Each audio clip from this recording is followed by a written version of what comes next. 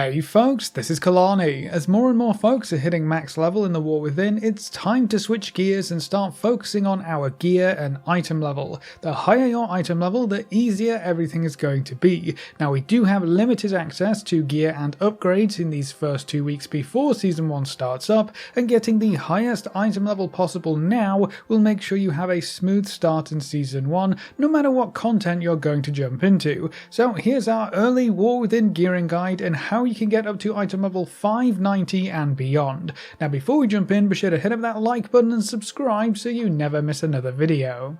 The first thing you're going to need to do is get to max level, which is level 80 in the War Within. There isn't really any point in trying to focus on your item level until you have reached max level, so go get that done first. Something that everyone needs to understand about gearing is that almost all gear drops can be upgraded. When you see this 1 of 8 Adventurer tag, that piece of gear can be upgraded to 8 of 8 Adventurer to significantly increase its item level. The best way to figure out what you need to upgrade any given item is to just take it to an upgrade NPC. You can find one at this location in Dornegal, but there are a few scattered around. Plug in the piece of gear that you are looking to upgrade and you'll be able to see how far you can upgrade it, what item level it can go up to, how many Valor Stones you need to upgrade it, and what kind of crests you need to obtain. Almost every activity at endgame will be rewarding you with Valor Stones, so they are quite easy to collect, but dungeons are usually one of the better ways to endlessly farm them if you have a lot of time on your hands.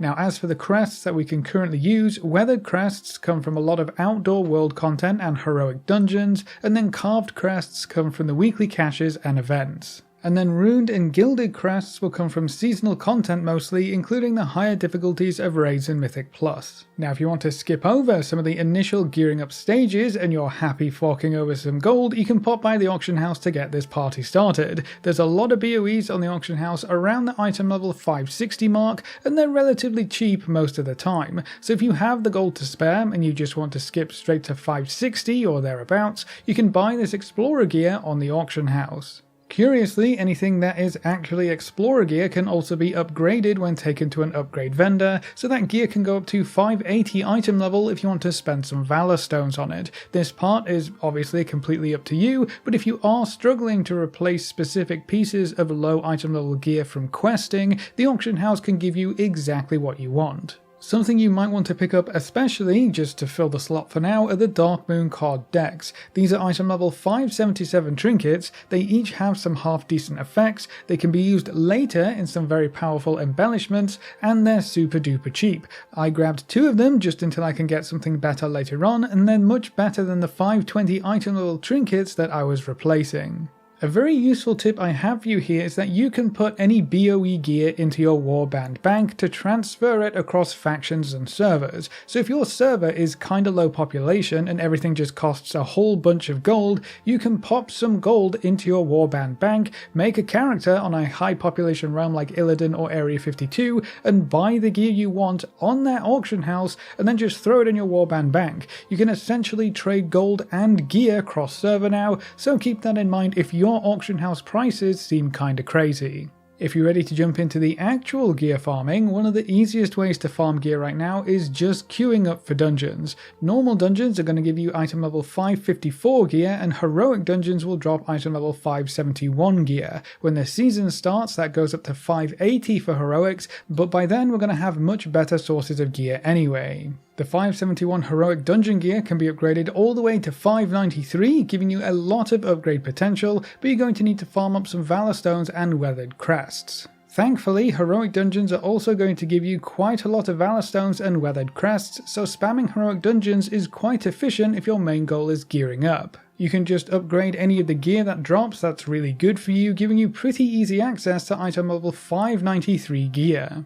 But there is another way to put those weathered crests to work, and it can actually give you some huge gear upgrades while spending fewer crests. You can trade 30 weathered crests into an enchanting supplies vendor for a nascent weathered crest. Enchanters can then turn this into an enchanted weathered harbinger crest, so if you're an enchanter you can do that yourself, or you can just go create a crafting order for these enchanted crests instead. You can then add this enchanted crest into the optional crafting reagent slot when you craft some blue quality recipes, and the item level of that piece of gear will be up to 590 depending on the rank of the result. So if you can get a rank 5 crafting result, that is some very easy item level 590 gear, and it only costs you 30 weathered crests and some enchanting materials. Again, if you don't have the profession yourself, you can just make a crafting order in the exact same way. For comparison's sake here, upgrading a 571 piece of gear to 593 will cost you about 600 Valor Stones and 60 weathered crests,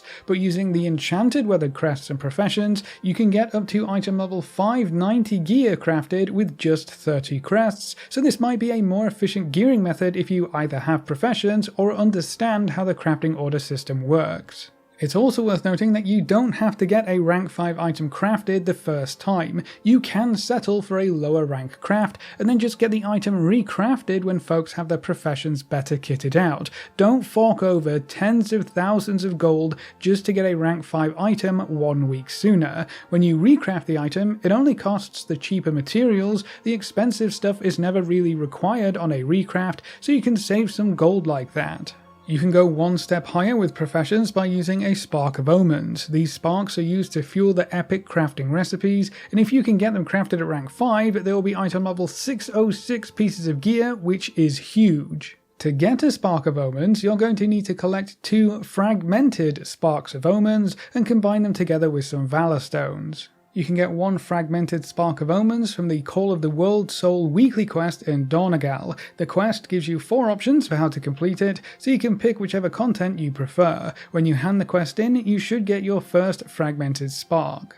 With this quest being weekly, that means we can get 1 fragment every week, and we need 2 to combine into a whole spark, so we can then get 1 whole spark used for crafting every 2 weeks. But there is also a special quest in Dornagal right next to the catalyst, which requires you to get 1 fragment, and the reward is 2 fragments. So you basically just get 1 fragment for free, and this quest is only available once. So for the very first fragment you get, you can hand it in with this quest and get your first spark to start crafting some awesome gear. During the season, we'll also be able to upgrade this gear to 636 item level if you're doing the other endgame content and you're able to get the runed and gilded crests, so it's going to be some very potent gear with a lot of upgrade potential that you potentially won't really replace. So this Call of the World Soul weekly quest is something you'll want to get done every single week to keep up with your spark acquisition.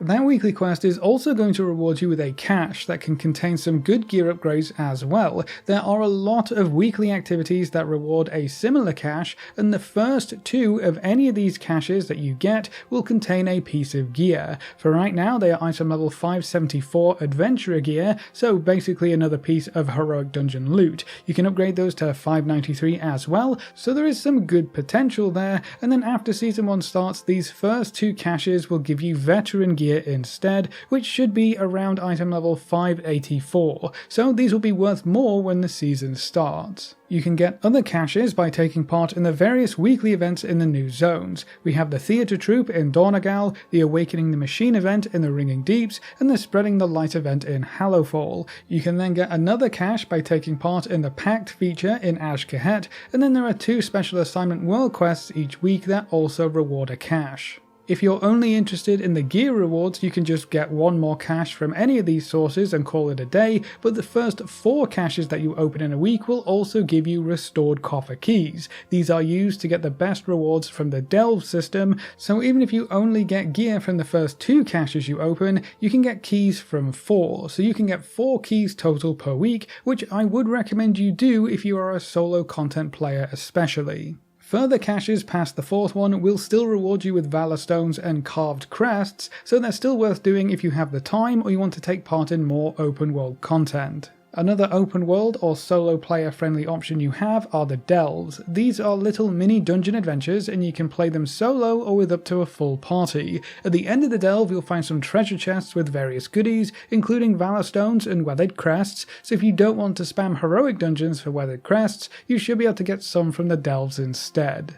The delves by themselves don't seem to be great for gear. The real gear rewards only come from bountiful delves. Bountiful delves will have better loot at the end by default, but they will also have this locked chest that can only be opened with those restored coffer keys. That's where the good gear is going to come from. Now the rewards are going to depend on the tier of delve that you complete, so for tier 3 delves, which is the highest that we can do before the season starts, the item level of rewards is only 571, the same as heroic dungeons, and the keys are quite limited while heroic dungeons are not, so I would not spend your keys just yet. It's much better to run heroic dungeons for loot right now in my opinion, and save your coffer keys for when we can get into the higher tiers of delves.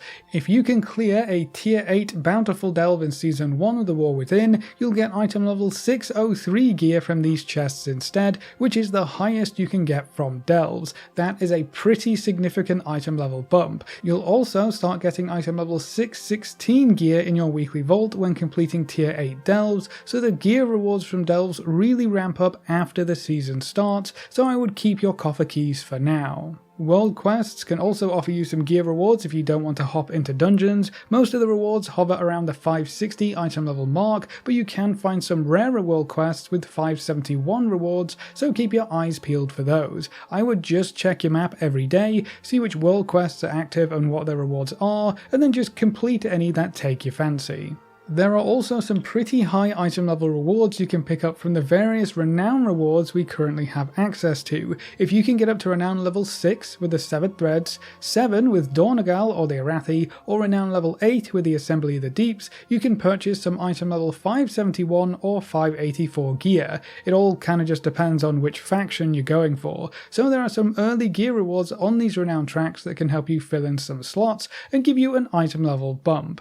Later on in the Renown tracks you can find item level 597 gear rewards and options, so if you like to farm reputation and renown, there are some decent gear rewards waiting for you there. But that's all the ways you can quickly gear up in the pre-season for The War Within and get item level 590 or above, so that's it for this video. How are you going to be gearing up your characters, and how do you feel about professions being super important yet again? Leave all your thoughts in the comments section below. A big thank you to all of our supporters over on Patreon and to all of our members here on YouTube. You can see their names floating by on screen. If you're interested in supporting the channel, you can find links in the description or click the join button just below the video. If you enjoyed the video or found it useful in any way, make sure to subscribe and ring that notification bell so you're always kept up to date. Thanks for watching folks, good luck and have fun, and as always I will see you next time.